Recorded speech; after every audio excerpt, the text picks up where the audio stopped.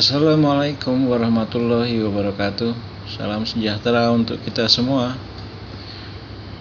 Selamat berjumpa lagi pada mata kuliah Manajemen Sumber Daya Manusia pada program studi Administrasi Niaga Politeknik NSC. Materi pada pertemuan kelima yaitu mengenai recruiting talented employees, ya. Bagaimana merekrut tenaga kerja yang berbakat, ya, yang memiliki talent.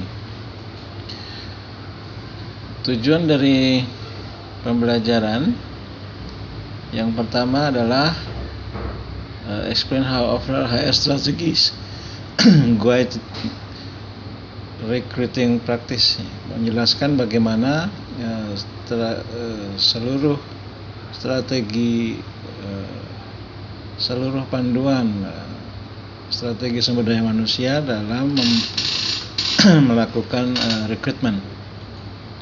Yang kedua, mendeskripsikan elemen kunci dalam perencanaan sumber daya manusia.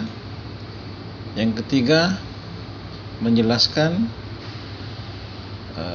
karakteristik yang penting dan mencari bentuk dari beberapa tipe dari orang yang mencari pekerjaan. Yang keempat, mendeskripsikan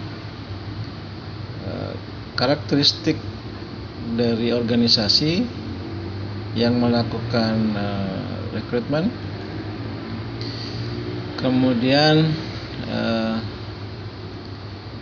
list various recruiting source atau mendata daftar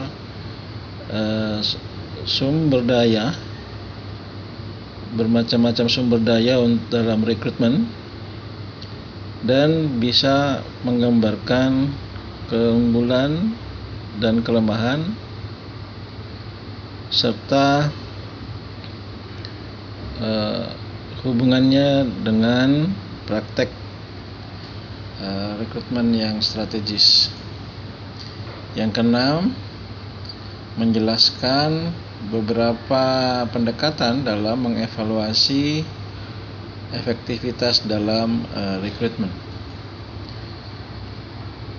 Employee recruiting atau rekrutmen tenaga kerja atau karyawan adalah proses mengidentifikasi dan mengajak orang untuk bekerja dalam sebuah organisasi. Perekrutan karyawan merupakan proses mendapatkan orang untuk melamar pekerjaan pada organisasi atau perusahaan tertentu. Perekrutan yang efektif yaitu perekrutan yang dapat membuat orang tertarik untuk melamar, tertarik untuk bergabung dalam organisasi, dan membujuk para pelamar terbaik atau memperoleh para pelamar terbaik untuk menerima tawaran pekerjaan atau job position di organisasi yang melakukan rekrutmen. Jadi dalam proses rekrutmen pada dasarnya yang dilakukan oleh organisasi adalah bagaimana memperoleh sumber daya yang diinginkan oleh organisasi dengan harapan bahwa sumber daya orang yang diperoleh adalah sumber daya yang tepat dan sesuai dengan kebutuhan.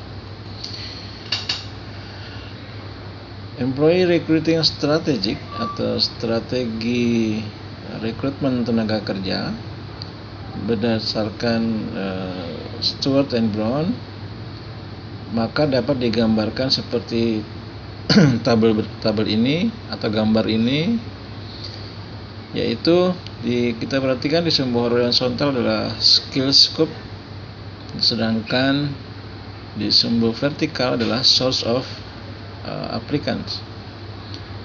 Di sumbu horizontal pada skill scope ini menggambarkan bahwa lingkup skill yang dibutuhkan, ya.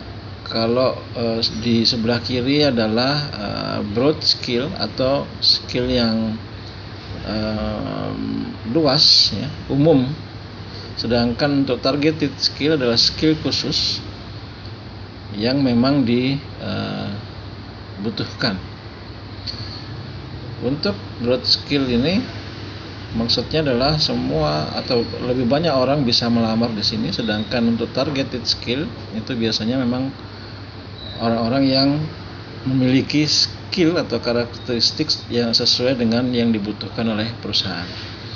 Kemudian pada sumber vertikal itu ada internal dan eksternal. Internal berarti bahwa sumber untuk memperoleh calon tenaga kerja pada posisi yang ditawarkan perusahaan adalah bersumber dari karyawan internal yang sudah bekerja pada organisasi tersebut, sehingga boleh dikatakan mungkin dalam sebutan yang lazim biasa disebut mutasi atau rotasi atau bahkan promosi. Sedangkan sumber eksternal yaitu mencoba mendapatkan calon tenaga kerja dari luar perusahaan atau dari masyarakat umum. Pada gambar ini, pada grafik ini terlihat bahwa ada terbagi 4 kuadran dengan mengkombinasikan antara skill scope dengan source of applicant. Kita melihat pada untuk sumber internal, ya. Sumber internal itu bisa digali dari karyawan yang sudah ada, yang sudah bekerja pada organisasi atau perusahaan. Untuk memperoleh karyawan dengan atau memperoleh calon tenaga kerja dengan posisi skill yang umum atau broad, maka bisa dilakukan dari internal perusahaan, dan kemungkinan calon yang bisa masuk itu dalam jumlah yang banyak karena tidak dibutuhkan skill yang khusus. Kemudian digunakan realistic message atau pesan yang realistis, di mana perusahaan telah menyampaikan informasi tentang hal-hal positif dan negatif yang dimiliki oleh perusahaan dan khususnya pada posisi jabatan yang dituju. Kemudian kondisi ini sesuai dengan strategi sumber daya manusia yang bersifat loyal soldier. Jadi loyal soldier atau karyawan-karyawan yang loyal yang memang ditujukan strategi ini untuk menjaga bahwa karyawan memiliki peluang atau kesempatan untuk memperoleh posisi jabatan yang baru. Kemudian untuk internal karyawan kemudian dikaitkan dengan targeted skill atau karakteristik skill yang khusus, maka dari karyawan yang ada dalam organisasi maka dipilih karyawan yang benar-benar memiliki skill yang sesuai dengan yang diharapkan, atau mungkin juga untuk perencanaan di masa yang akan datang, ya, untuk pengembangan posisi di masa yang akan datang. Jumlah calon yang bisa terkait di sini itu jumlahnya terbatas karena tidak semua orang memiliki skill yang diharapkan. Pesan yang disampaikan atau informasi yang dimiliki adalah informasi yang sifatnya realistik atau informasi positif dan negatif. Kemudian strategi yang sesuai adalah committed expert, ya, committed expert. Ini maksudnya adalah bahwa perusahaan memberikan tantangan yang lebih besar atau tanggung jawab yang lebih besar kepada karyawan-karyawan yang memang memiliki potensi atau memiliki skill khusus. Untuk sisi eksternal, maka dikaitkan dengan broad skill, maka perusahaan dapat meng-hire masyarakat umum untuk mengisi posisi yang sifatnya umum, tidak memerlukan skill. Maka jika itu terjadi, akan banyak calon yang melamar di perusahaan tersebut. Nah, biasanya yang masuk kategori ini biasanya yang terutama adalah fresh graduate yang baru tamat sekolah atau tamat perguruan tinggi. Kemudian pesan yang disampaikan supaya orang mau melamar ke perusahaan atau organisasi ini adalah pesan dalam bentuk idealistic message, atau diberikan informasi-informasi yang positif yang bisa memberikan image yang baik terhadap organisasi. Kemudian strategi yang sesuai adalah bargain laborer. Jadi maksud dari strategi ini adalah perusahaan bebas memilih. Perusahaan bebas memilih siapa saja karyawan yang dikehendakinya karena begitu banyaknya pelamar, ya, sehingga bargaining power perusahaan itu besar dan biasanya berefek pada kompensasi yang akan diberikan pada calon karyawan yang tipe ini itu tidak terlalu besar dan sifatnya mungkin short term, karena bisa saja terjadi karyawan yang masuk ini masih memungkinkan untuk mencari pekerjaan lain yang lebih baik. Kemudian dari sisi eksternal dan dikaitkan dengan targeted skill, maka yang dibutuhkan dari pihak eksternal atau dari masyarakat umum adalah pelamar-pelamar yang memang memiliki skill khusus yang atau karakteristik yang dibutuhkan oleh perusahaan. Tentunya akan berbeda dengan yang kuadran sebelumnya. Maka jumlah pelamar di sini itu lebih sedikit, ya. Kemudian pesan yang disampaikan juga masih pesan idealistik atau pesan-pesan normatif positif yang bisa meningkatkan image perusahaan sehingga orang mau untuk bekerja di perusahaan tersebut. Dan strategi SDM yang dipakai adalah free agent. Jadi siapapun bisa melamar asal dia memiliki skill yang diharapkan. Tentunya dengan strategi ini maka ada target-target atau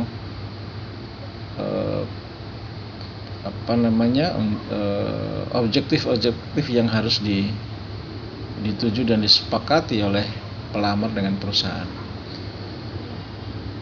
Ini ada beberapa, jadi ada 4 alternatif yang bisa dilakukan oleh perusahaan dalam melakukan rekrutmen.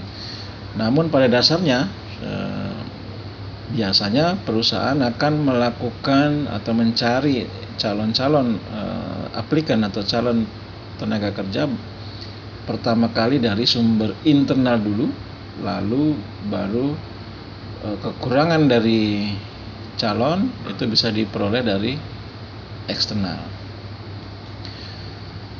Yang berikut adalah penjelasan dari broad versus targeted skill scope yang tadi.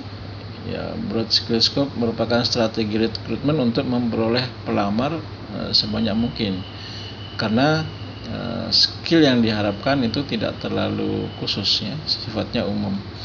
Kemudian yang target skill scope merupakan strategi rekrutmen untuk memperoleh pelamar dengan karakteristik khusus yang dihendaki, ya, sehingga pelamarnya tentu khusus pada orang-orang yang memang hanya memiliki skill tersebut.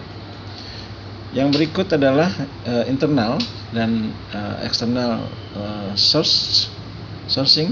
Internal sourcing merupakan strategi rekrutmen untuk mengisi posisi yang tersedia dengan memilih dari karyawan yang sudah ada. Sedangkan external sourcing merupakan strategi rekrutmen dengan memilih dari calon karyawan yang melamar dari luar organisasi atau masyarakat umum. Selanjutnya realistic dan idealistic messaging. Itu perbedaannya adalah realistic messaging diberikan informasi yang positif dan negatif tentang lingkungan kerja dan pekerjaan. Melihat gambar yang tadi, maka realistic messaging ini diberikan kepada lingkungan atau karyawan dari lingkungan internal yang pada dasarnya sudah mengetahui plus minus dari perusahaan tempat dia bekerja. Sedangkan idealistic messaging diberikan informasi oleh perusahaan berupa informasi yang positif ya, untuk mengembangkan dan mempertahankan citra optimis dan image yang baik bagi calon karyawan atau pelamar. Proses perencanaan perekrutan sumber daya manusia itu melalui 4 tahap. Ya, tahap pertama adalah mengakses dulu current employee atau karyawan yang sudah ada ya. Yang pertama adalah information commonly available in human resource information system. Jadi mencari informasi yang tersedia dalam sistem SDM di perusahaan, kemudian menentukan jumlah karyawan atau jumlah orang yang saat ini bekerja di perusahaan dengan beberapa kategori pekerjaan. Setelah diketahui posisi jumlah sumber daya manusia yang telah ada di perusahaan, maka dilakukan langkah kedua, yaitu memprediksikan kebutuhan di masa yang akan datang. Untuk memprediksikan kebutuhan di masa yang akan datang, maka diperlukan interaksi atau komunikasi dengan perencana strategik dalam organisasi, kemudian membuat prediksi berdasarkan tren saat ini ya. Kemudian menggunakan penilaian ahli atau bisa dan menggunakan model-model statistik.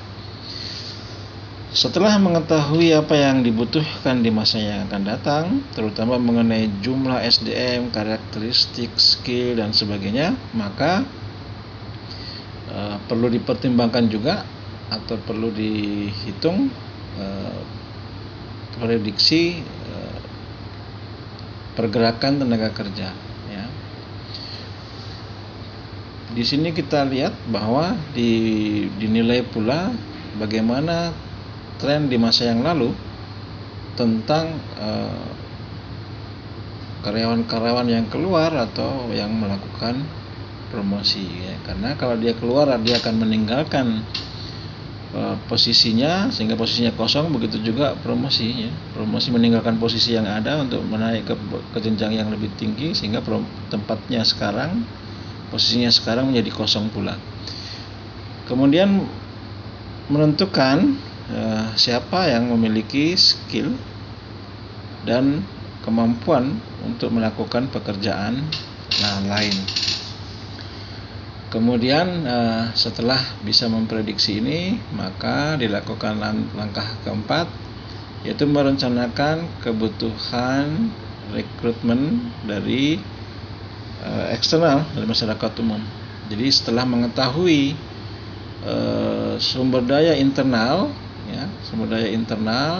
posisinya dan sebagainya, maka apabila masih terdapat kekurangan tenaga atau calon, maka bisa dilakukan rekrutmen dari luar dengan melakukan estimasi kebutuhan di masa yang akan datang, kemudian account for current employee level and expected movement. Jadi memperhitungkan atau menghitung jumlah tenaga kerja internal yang ada dan kemungkinan pergerakan tenaga kerja, lalu memprediksi berapa jumlah calon eksternal yang dibutuhkan pada beberapa posisi pekerjaan. Jadi setelah semua sumber daya internal dihitung, maka baru dilakukan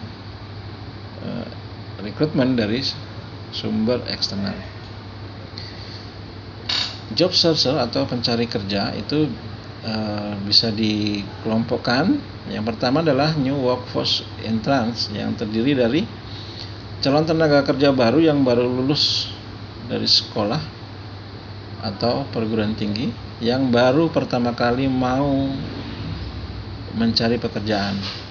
Yang kedua adalah unemployed workers, yaitu terdiri dari orang-orang yang pernah bekerja namun sedang menganggur. Biasanya ada kesan negatif terhadap orang-orang dalam kelompok ini karena tentu muncul pertanyaan bahwa dia menganggur karena diberhentikan, karena ada masalah atau hal-hal negatif yang lain, atau mungkin ada hal-hal yang tidak bisa kita prediksi, ya. Kemudian yang berikut, kelompok workers currently employed, terdiri dari orang-orang yang masih bekerja namun mencari pekerjaan yang lebih baik, ya.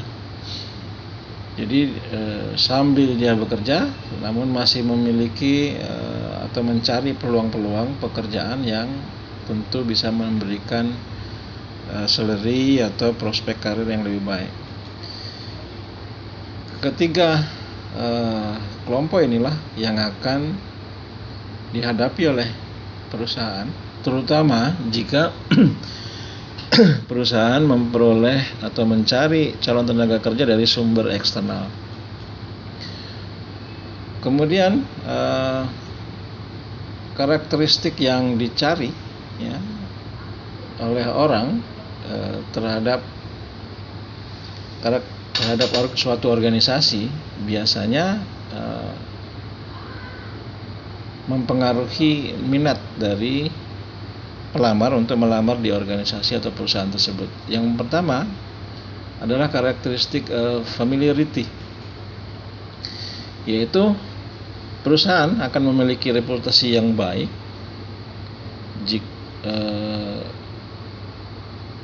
kalau perusahaan memiliki hal-hal yang positif, ya. Sehingga reputasi yang baik ini akan meningkatkan atau menambah minat dari pelamar untuk melamar bekerja di perusahaan tersebut. Tentu di lain sebaliknya, kalau misalnya perusahaan atau organisasi tersebut mempunyai reputasi yang kurang baik, maka orang enggan untuk melamar di perusahaan tersebut.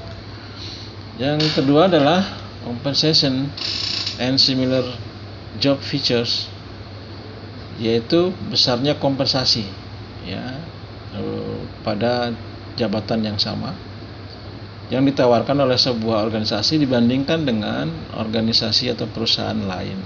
Tentu saja itu akan menambah minat orang untuk memilih. Yang ketiga adalah organizational traits, ya, yaitu organisasi atau image organisasi yang terkenal dengan sifat-sifat yang baik seperti tulus, peduli, inovatif, dan berorientasi pada pengembangan dan sebagainya. Itu lebih dipilih orang dalam melamar pekerjaan karena tentu mereka berharap jika mereka masuk dalam organisasi tersebut atau bekerja dalam organisasi tersebut, mereka akan mendapatkan lingkungan kerja yang nyaman, kondusif, dan ada kesempatan berkembang. Kemudian recruiting activities, aktivitas rekrutmen biasanya lebih berhasil jika terdapat rekomendasi dari orang lain tentang perusahaan, ya. Misalnya ada interaksi pula yang positif antara HRD dengan pelamar kerja, mungkin juga ada rekomendasi dari karyawan yang sudah ada, dan lain-lain. Recruiting source, ya, recruiting source itu media untuk melakukan rekrutmen atau penerimaan Yang pertama bisa dilakukan dengan menggunakan atau melalui job posting. Job posting ini adalah media untuk mensosialisasikan atau mengumumkan lowongan dengan menggunakan media komunikasi yang dimiliki oleh perusahaan. Dan biasanya ini diperuntukkan bagi kalangan internal perusahaan, misalnya melalui buletin perusahaan, melalui papan pengumuman HRD dan sebagainya, atau bisa juga melalui website perusahaan. Kemudian employee referral atau rekomendasi dari karyawan yang sudah ada atau karyawan yang sudah bekerja, ini bisa dilakukan dengan memanfaatkan karyawan yang sudah ada untuk mencari atau merekomendasikan temannya atau keluarganya atau orang-orang yang mungkin bisa ditawarkan pekerjaan yang ada di perusahaan. Yang berikut menggunakan media print advertising. Ini media cetak. Biasanya yang paling umum digunakan adalah melalui surat kabar atau newspaper. Yang keempat, melalui media electronic advertising. Ini menggunakan internet, bisa melalui email dan lain-lain. Yang berikut melalui employment agency atau agensi tenaga kerja, ya, atau lembaga penyalur tenaga kerja. Kemudian bisa juga melalui media campus recruiting yang mengumumkan lowongan pekerjaan di perguruan tinggi dengan apalagi dengan ada rekomendasi dari pihak fakultas atau pihak kampus, itu akan turut meningkatkan kepercayaan alumni terhadap perusahaan tersebut. Untuk menentukan efektif tidaknya proses rekrutmen itu bisa dinilai dari pertama, mengukur biaya. Mengukur biaya maksudnya adalah jika biaya yang dikeluarkan untuk rekrutmen ini sangat besar, maka bisa dikatakan bahwa proses rekrutmennya tidak efektif. Tapi kalau biayanya kecil, maka prosesnya dianggap efektif. Yang kedua adalah time measures atau pengukuran dengan berdasarkan waktu, mengukur waktu yang digunakan dalam proses rekrutmen. Jika waktu yang digunakan lama dalam proses rekrutmen, maka dianggap tidak efektif. Jika waktu yang digunakan cepat, maka dianggap proses rekrutmennya efektif. Yang ketiga adalah quantity measures atau pengukuran dari jumlah.